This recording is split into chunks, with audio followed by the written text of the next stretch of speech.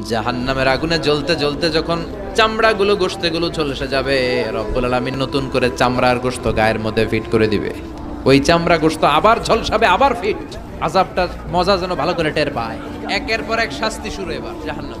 যারা দুনিয়াতে আত্মহত্যা করছে, ছুরি মারছে, ও খালি ছুরিই মারবে, বিষ খাইছে খালি বিষ খাবে।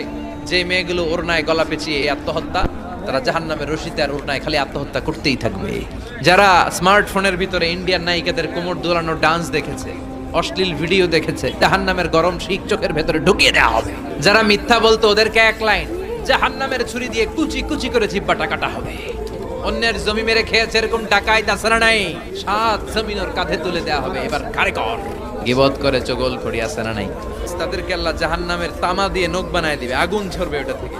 নিজেরা নিজের গালের গোশত আর বুকের গোশত টেনে কুড়ে কুড়ে খাবে। ওদের ব্যথার চিৎকারে পুরো জাহান্নামটা থারথার করে কাঁপে। যারা যাকাত দেয় নাই,